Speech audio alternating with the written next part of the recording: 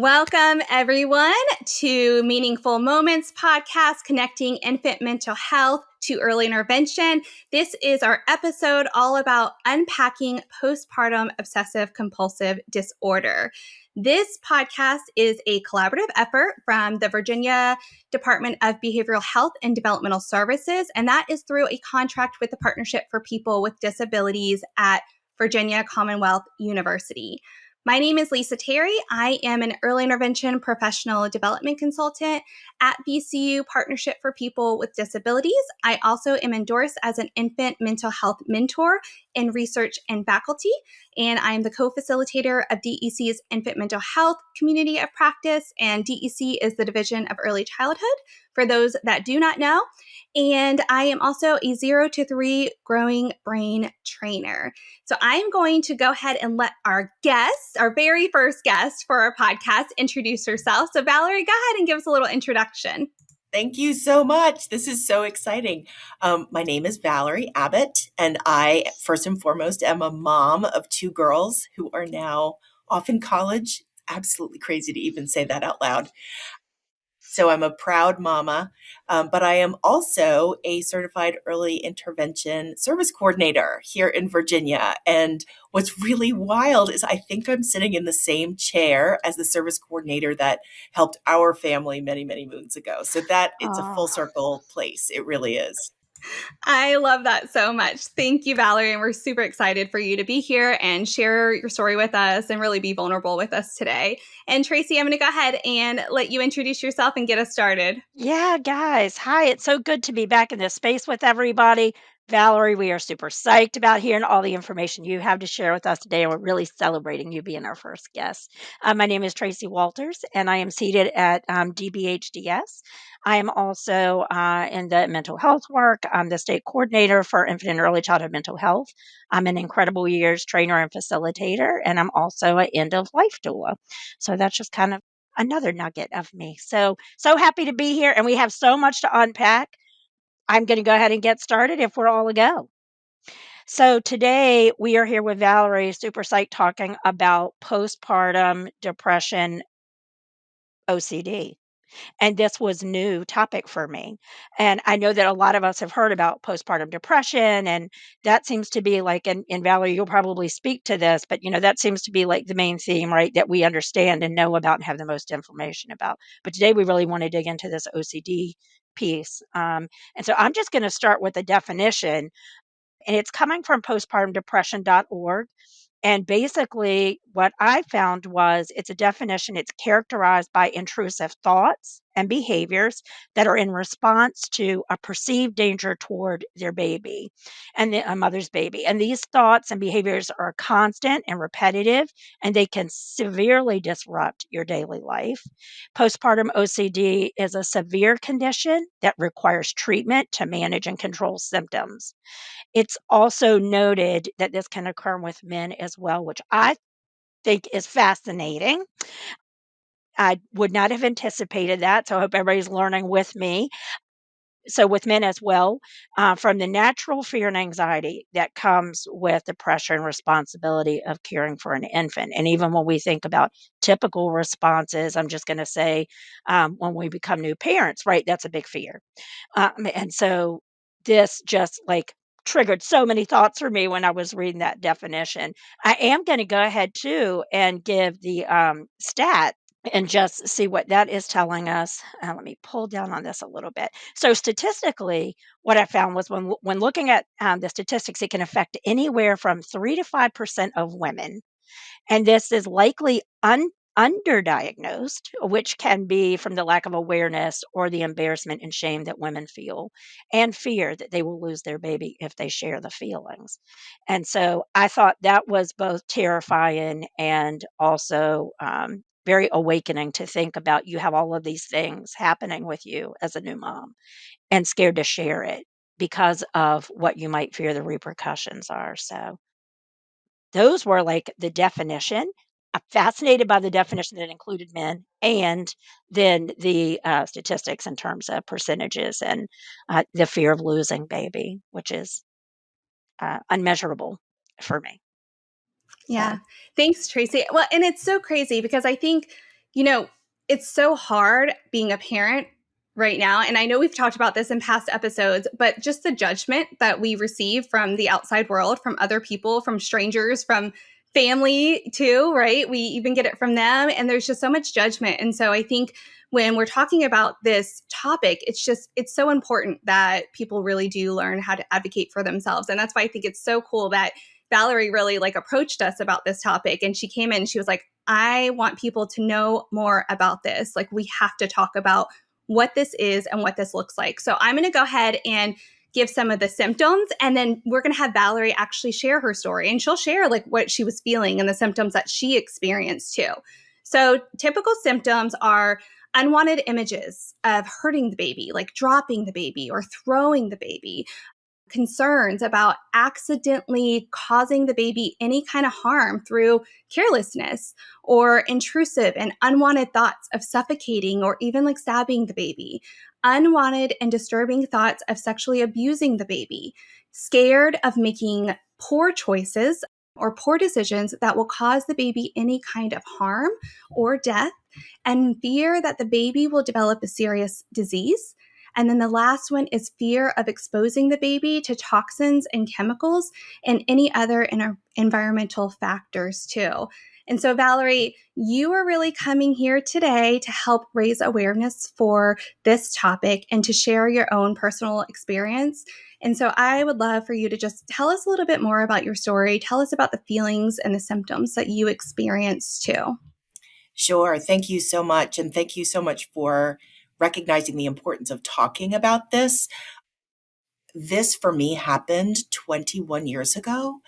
And what's amazing to me is that in that time, I haven't really seen an increase in conversations about it. And that's really disturbing on behalf of mothers everywhere. So when I was pregnant with my daughter, it was a very normal pregnancy. She was giant. She was 9 pounds.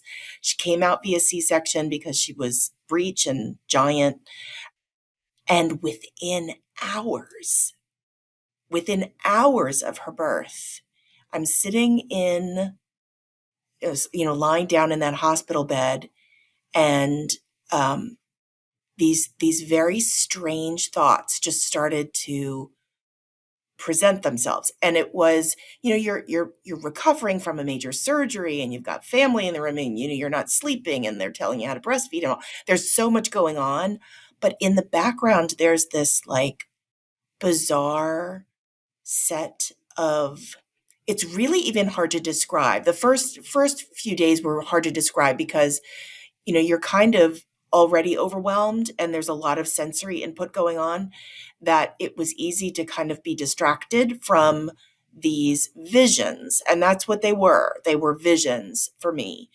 And so I came home and things settled down, and my mom stayed for a couple days and then went back to Florida. And then it was just my husband and I, and it was wintertime. And these visions that were so disturbing. I'm not sure how deeply you want me to go into the reality of what this was, but it was really. Valerie, I think you should be if you're open to being very real and honest with us, let's go ahead and do it if you're okay with that. So, of course there were the visions and the worry of I'm going to drop her, but it was envisioning dropping her on surfaces that weren't there. So, it wasn't just dropping her, it was dropping her on a bed of nails. It was dropping her on a floor filled with glass. There were things like cutting her, or her being cut, or her being sliced. It was things like seeing her, these visions of crushing her bones being crushed, her skull being crushed, of copious amounts of blood coming from somewhere, of her being burned. I mean, and what's crazy about the whole thing is you're seeing these things and envisioning this future, it's not that this was happening in real time. They weren't hallucinations. It was, what if this happens? And you have a very clear picture of what that is. and it was all consuming, and it was 24/7. And that was right around the time in history where, I don't know if either of you remember, the woman who drowned like 6 of her children in a bathtub. That Yes. had Yep. I happened. remember that. Yeah. So that was still on everyone's mind. The woman who drowned all of her kids, and we're like, how did that even happen? And so in my mind, I'm thinking, I'm her. That's what this is. Oh my God. And so I did not say a word to a soul, including my husband, who was home for paternity leave. Didn't say a thing, because what was I supposed to say? How was I supposed to describe this? And it led to a lot of sleep deprivation, not because I couldn't sleep, but because I was so stressed that, I didn't have these dreams when I was sleeping, but just the stress of just kind of winding down to get to a sleepy state was very difficult. And that's what the symptoms were like for me, was these unbelievably crystal clear visions of what could and maybe would happen. And yet, what are the chances of you dropping how would that even happen? How would your child's hand get sliced by a meat slicer? You don't have a meat slicer. You know what I mean? Is that kind of thought. And it came within hours of her birth, and without any history of OCD for myself personally.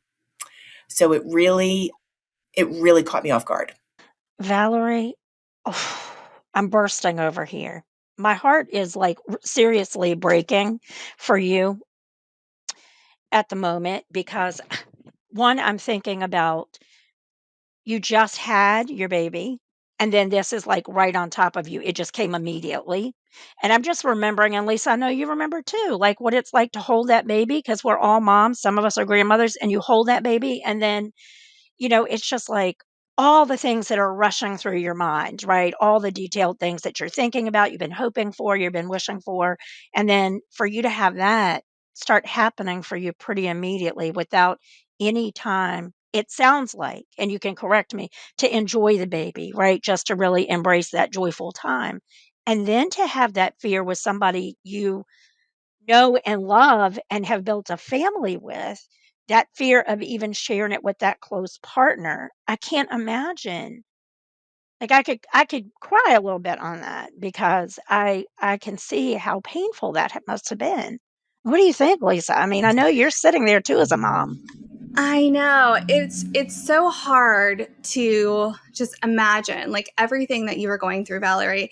But I think, even thinking, and we don't talk about this enough either, but like it kind of just reminds me of that grief that mothers feel when they do give birth, that grief over the pregnancy. And there's like this complete disconnect between the mom and the baby, too, like almost immediately, because we've all seen the movies, right, of people giving birth. And what do we picture? We picture this beautiful baby getting handed over to their parent, and it's like instant connection, right? But the reality is that doesn't always happen. And that's because of that grief, too, of the loss of the pregnancy. And so I think, like that is just something else that it reminds me of on top of it. But everything that you're going through and that you were feeling, and just how scary, especially during that time of that news story. Like, I wouldn't want to tell anybody either, right? I mean, like, you're going to feel like you're getting blasted or going to be put in an institute or something, right? Yeah. Yeah, the other part of that too is just thinking about this internal dialogue, Valerie. It sounds like you were having with yourself. Like on the one thing, you will have this thought about your baby, and then there's the other part of you is like, how would that even happen? Like you don't have this thing, or this is not in your environment necessarily. So I'm just thinking about, the hormonal rush that happens for us as women also, right? And the adjustments and the shifts, and we're crying one minute and we're giddy the next minute. But I'm just wondering, like, how was that for you? Because just having that internal dialogue must have been terrifying. It was. And, recovering from a C-section is not easy. I remember being very jealous of the women who were walking around the labor and delivery, area, and, they could walk out the door in 2 days, and here I am wondering if I'll ever stand upright again. But this, it's interesting because and it's hard for me to even explain it. But the difference between a thought and a vision is and this is coming from just Valerie Abbott. Not I don't know if this is true or not, but a thought is something that I feel is in some way just kind of you inspired by you have a thought about something. You initiate the thought, or you determine whether you're going to think about that or not. A vision with OCD is completely out of your control. You have no control over where it goes, what it does, how clear or unclear it is. But it's not a hallucination, where a hallucination, you see something and it's there. It's right there. This is, a vision is very different. And for those people who have never had one, it's really difficult to explain, because it sounds like it could be, intrusive thoughts. It's an intrusive thought that you have no control over it whatsoever. And that's a scary thing. Imagine, right? If you had no control over your thoughts. Yeah. So, Valerie, I just want to clarify. Let me see if I'm understanding this correctly. So, it's almost like it's not like you're actually seeing it happen, but you're picturing this very detailed story. It's like a movie in your head that you can't stop, and it It's like a just keeps coming at you. Exactly. It's like a movie. And we've all done that. We've all kind of imagined something. Imagine yourself on a beach, or imagine yourself in the mountains, or and you can really get really crystal clear images, but that's you're controlling that. Either you or someone else is saying, close your eyes and imagine. Well, imagine no one's telling you that. They're graphic, and it's happening with your eyes wide open. And so when it came to, it was about 3 weeks in when my husband went for a haircut.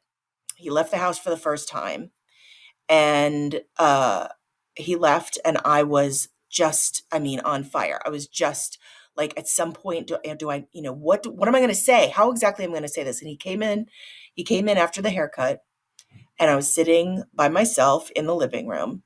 And I don't remember, Mary Claire was probably sleeping in the crib or something. And I said, I have to talk to you. And he was like, okay. And so he sat down, and I said, I have to tell you something. And I understand if it requires you to leave with Mary Claire and go live with your mom. And he was like, what are you talking about? And I was very serious. And I said, something is happening and I don't understand it, but I understand if you have to take her to live with your mom. And he's like, why would I need to do that? And I started to unveil a little bit about what was happening. And he said, he's so amazing. He said, first of all, I'm not taking the baby and going to live with my mother. That is not happening, because that doesn't need to happen. And somebody somewhere knows something about this. And so we're going to find that person. And I just fell apart and was like a mess. And so that, it was a different layer of worry now. I've now let my truth out without knowing what is the consequence of that, and was completely convinced that once a professional knew what was going on, then, they were going to take the baby. They were going to take but in my mind, I'm thinking it would be better if Chris is already out of the house and living somewhere else with the baby when I reveal this, so that they don't have to take the baby. The baby's already somewhere else. That's, again, we don't think this way. This is not Valerie, normal brain usage. I first of all, the courage it took to go ahead and get yourself seated and prepared for that conversation. I can so deeply feel what that must have felt like for you waiting for him to come home, for you trying to build that courage to have that conversation when you had been worried about that. How did you muster that encouragement right there to do that courage to really, was there a sentinel event that you're just like, this is the time? Or was it just him leaving the house? I'm just curious. I don't remember specifically what prompted me, like that was the moment. I do Mhm. suspect that it had something to do with the fact that, all right, he was leaving. I didn't want him to leave. I knew we had to, this is unreasonable, and I hadn't said you can't go anywhere. It was just we hadn't. And something within me, I do remember during his absence in that, what was it, an hour maybe, was it's now or never. We're just Mhm. gonna see, we're just gonna do this. And so in the weeks that followed that, I was very fortunate to work for a company that had an EAP, employee assistance program, I think, and called their hotline. And I said, I just had a baby and I'm with my husband and I'm struggling and I need to talk to somebody. And they're like, so tell me what's going on. And I was like, it's just hard. Like I didn't say anything about what I was experiencing. I was just like, it's just hard. They're like, can you go into more detail? I'm like, it's very difficult. I would not relay what was really happening to anyone.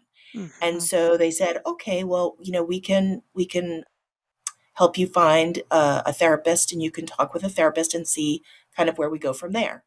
And so I was fine with that. I'd been into therapy before, like, okay, fine. And when we walk, this is a week or two later, my husband's carrying the car seat. I'm walking reluctantly into this office building and I see the initials on the door: licensed clinical social worker, wah, wah, wah. Social services is going to take my baby. That's exact. And I turned right around. I was like, no, we're out of here. We're out of here. And he's like, no, no, no, no, no. I said, she's a social worker. He said, I don't think she's that kind of social worker. I don't think, let's just go in here. You don't have to say anything. And I was like, okay. And so we went in and I clammed up and the woman's like, what brings you here today? And I was like, it's hard. And she tell me a little bit. I was giving her nothing. And what I found interesting was that my husband didn't say anything. I don't know if he called her in advance or not. I really don't know. But she said, are you having really upsetting visions? And I was like, Mm. I think I am. And she was like, oh, do you have visions or worry about like really bad things happening to your baby? And I was like, I am. Yes, I am. And she's like, did you know that that's not uncommon? And I was like, no. And she said, yeah. And it was, so she popped the bubble. She was the one who kind of put that out there. I And love though how she normalized that for you Yes, because I feel yes, very like early, that opened very it. early. Yeah. yeah. And so she said, nothing you can say right now, even if you think you would guarantee that we would take this baby and I can guarantee you that won't happen. Mhm. So That was a what gift. yeah, I don't know It how was a she gift. guaranteed that, honestly. I still don't know, but she said anything you tell me, of what you're experiencing is not going to result in your baby being taken from you. And so that cultivation of trust was what ultimately reluctantly led me to share kind of how bad it was. And up until that point, my husband hadn't even known the depth and the graphicness of it all. And so she said, she gave me a book and it was out of print. And she said, I only have one of these left. And it was called, the title was something like, I didn't think it would be like this or something like that. And it was Mm. a journey with OCD, postpartum OCD. And it Mm. was like, I could have written this title. Like and it was all the things I was experiencing. And so that helped. And then she said, we're going to need to do some talking on a regular basis. And she said, I really think you should see a psychiatrist. Would you be open to medication? And I said, absolutely not. And she was like, oh, okay, we have some very firm ideas about that. And I said, it has been my life's dream since I was 10 to breastfeed my child exclusively until they're a year old. Now, in my mind, I'm actually thinking that is what's going to happen. We know that children are introduced to solids a little earlier than that.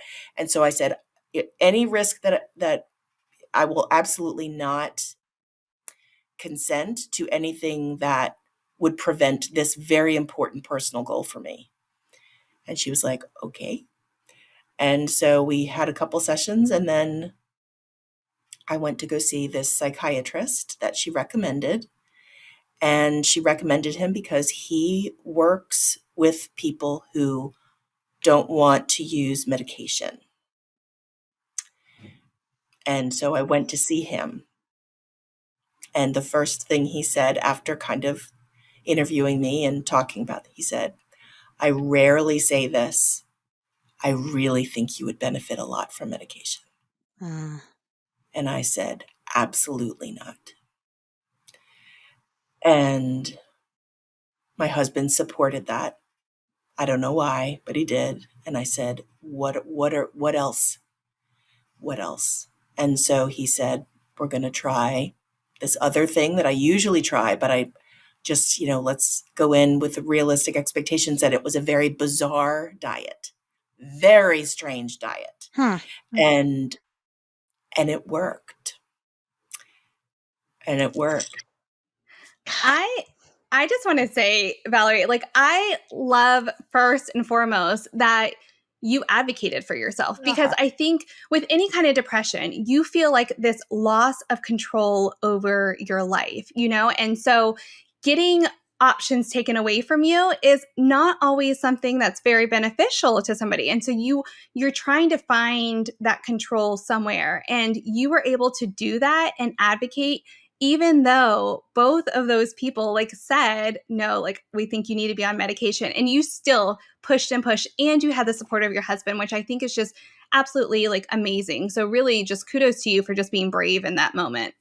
Yeah, and Thank you. Lisa, It was the other thing, Valerie, just piggybacking on what you're saying there too, is that you had you said your pregnancy had been normal, everything had just been flowing beautifully the whole time. So, you come through a pregnancy, or at least I did, with this expectation, once the baby's here, what's going to be happening? And so to have that not go as planned or what you thought it was going to be, to find the strength to do exactly what Lisa's saying and advocate for the heck no, I'm not using medication, because at least that was a thing that you could hang on to. You couldn't go back and change what had happened through this process, but you could be steadfast and no, I'm not doing that. And just the advocacy, the self-advocacy that took. And I think today's medical system, we have to do that. We absolutely we have to do that. we do. And it's not that I hadn't been on mental health medication in the past, in the Mhm. far past, and it was very successful for me. And there came a time when I didn't need it anymore, and that was, that was that. So I wasn't anti-medication. Oh, 100% no. Mhm. But when it was, well, if I take this, can I still breastfeed and feel confident that it's safe? Mhm. And they said no, then that was a hard no for me. That was a hard no. And I commend the doctor for being honest in his assessment and saying, I really think that you benefit from some medication, because I think I would have. Mhm. But I think at the time that goal was so, so incredibly strong for myself and for her. This kind of, this is, you are entitled to this gift, and I'm going to protect it, even if at the sacrifice of myself. It was that strong. And so, yeah, he put me on this very strange diet, breakfast, lunch, and dinner. I had to eat basically the same thing. I ate turkey and turkey sandwiches with honey instead of mayonnaise, and warm milk and fish oil pills. And I did that breakfast, lunch, and dinner for months. Interesting. And the it had to be the highest quality turkey I could afford. And so I did that breakfast, lunch, and dinner. And what was really, really weird was that the entire pregnancy with Mary Claire, I mean, from the very beginning, I craved turkey. And there's a piece of me that wonders, did somewhere in my body, did they know I was going to need the tryptophan within, the calming tryptophan Mhm. once this baby came out. Was there, did it just know? Because when he was like, do you like turkey? I was like, my husband's like, does she like turkey? Like we've been eating a lot of turkey. But yeah, I craved turkey and so I ate turkey and turkey sandwiches with honey instead of mayonnaise and warm milk and fish oil. And it took the edge off. It wasn't a cure. It didn't work, I'm sure, nearly as well that medications would have or work as quickly, but it really did begin over time to take the the the deep claws off, as well as that, plus the therapy of being told over and over again, the more you fight these visions that you have no control over, the stronger they will be. Mm, mm, Yeah. So mhm, you just need to mhm. talk to them. You need to just say, okay, great. All right, let me know when you're gonna, done. Like it was like it's a person that you don't like. It's the colleague in the office that you're like, you just they're there and you're like, all right, I'm just gonna go about my day and be present along with this. And that combination really allowed me to get back to a normal place by the time she was 6 months old. I love that. And I just love so much that they were working with you and you were able to find that and you were able to seek help. One thing, that we know is that there is a lack of mental health care providers right now. There's just such Mhm. a shortage because there's so many people that are seeking it, which is beautiful, right? Like we want people to advocate for themselves. We want people to seek help when they need it. But there are times when you can't get into somebody for a few weeks or a few months. And if you're having those kind of thoughts like you were having, then that is not going to cut it, right? Like that there's something internally going on and you need help right away. And so a lot of people, they don't know that you can actually go into your emergency room, your local emergency room, and seek care right away. And that will get services started a lot faster versus having to wait if you can't wait. So if you ever feel like you cannot wait, just walk into your local emergency room and get connected to those services a lot faster too. The other thing I'll mention that I know now that I didn't know then is that women, and I say this is women because OBGYNs see what, they wouldn't have seen my husband, for example, if he were having this. But if your OBGYN who delivered your baby is very aware of this scenario and is a place that you can go to say, I'm struggling with the postnatal part of this, and this is what I'm experiencing, or your PCP. And Mhm. so they can also help you get, if they're not willing to prescribe, if medication is something that you want to consider, if they're not able or willing to prescribe it, they can get you in the door faster than you trying to get in on your own. So those are things that, there's so many things looking back. I think I did some things well, but one of the things was I had no idea that during my postpartum, appointments with my OBGYN, that when he's like, so how are you feeling? Like, that's why he wants to know. Yeah, and Exactly. I think it's so important, Valerie, but because what you just said about, if I had known then, that's why like podcasts like this are so important too, because people have had lived experiences. We are kind of putting that resource out there like, hey, if I had known this 20 years ago, I would have accessed this. I would have considered this. And I think your story is so powerful in saying this is what I experienced. This is how we went about getting support and help that's needed because as we know, you're not going to be the last one, right? Who's going to need this level of support and care. And so being able to offer your voice as, a guiding light for folks out there who are struggling, this is like a lifeline. It's just like when, the licensed clinical social worker said, to you, are you experiencing this? That's a lifeline to somebody who is really, struggling. Like Lisa's word, normalizing that for people is so important. And then adding those resources in. So, yeah, thank you. Yeah, which is why I love that you're here on this podcast with us, just talking about this, bringing in the awareness, because I am sure that a lot of people have never even heard of postpartum OCD.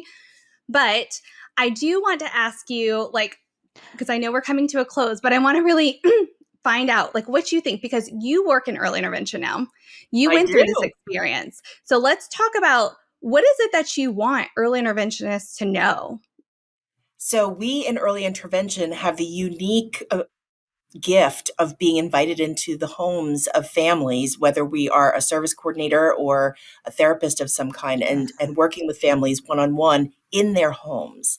And so there are some things I think that we can be on the lookout for, symptoms that, again, postpartum OCD can be, they're right in front of us, invisible yet right in front of us. So if we see, if we notice that mom will not hold the baby, or the opposite, will not put that baby down, Mm, will not let anyone else touch the baby. Only mom can do it. Some other things are her being hyper aware of her diet if she's breastfeeding, very concerned about what she consumes.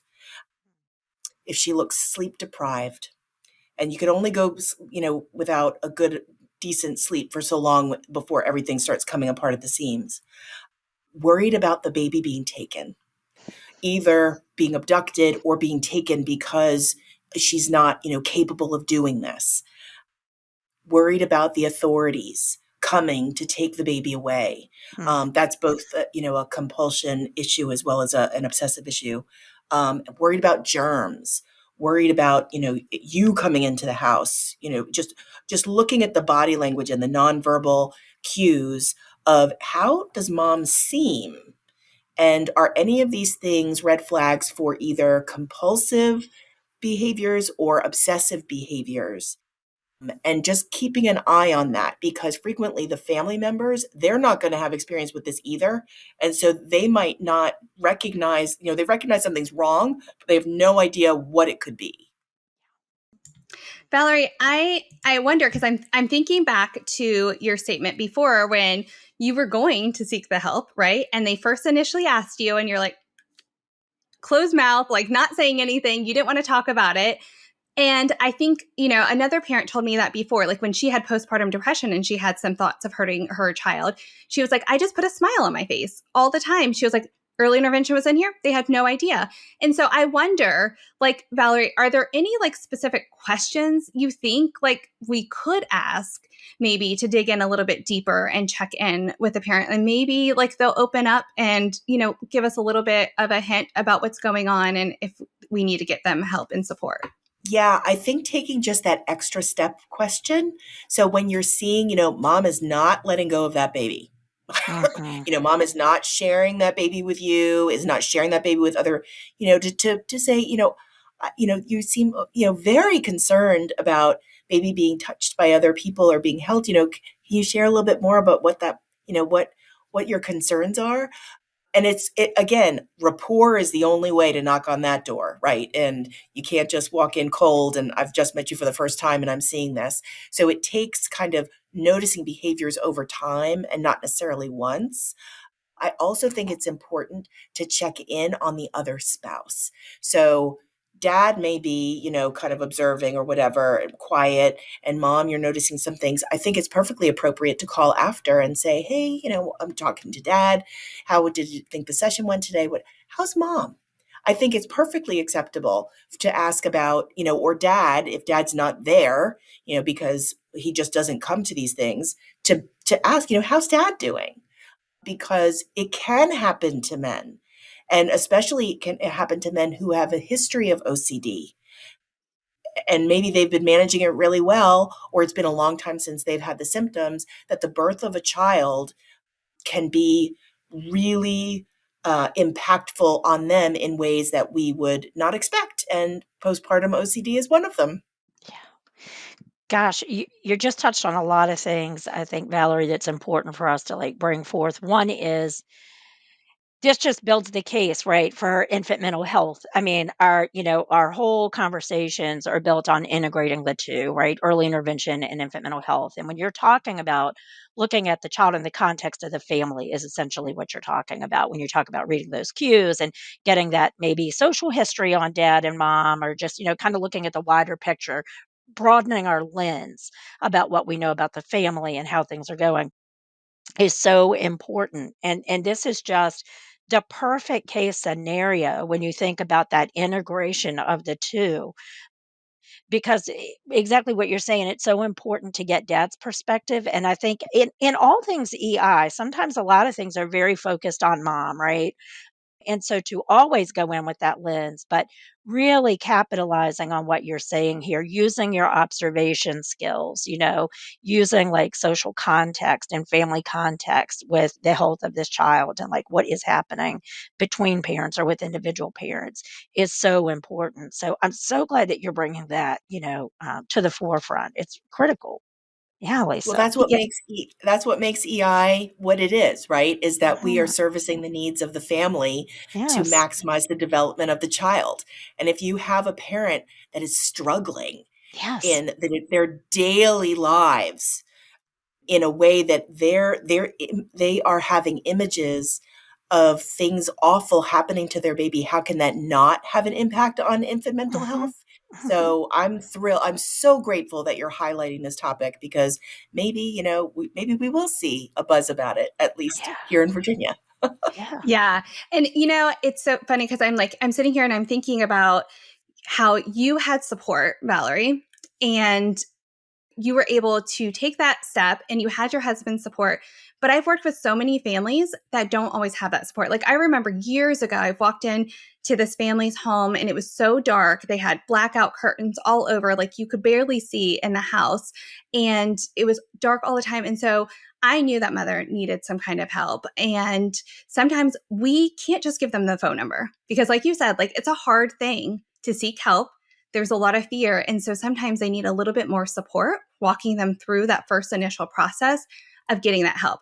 Like, let me help you. Like, would you like me to help you? Call right now and we can go ahead and get you set up and scheduled for an appointment. Even something as simple as that, where they still feel like they have some support and you're not necessarily leaving their side. But because I think if we're thinking about mental health, it is always hard for somebody without any support to take that first step. And so I just want to make sure that, we really highlight that as well.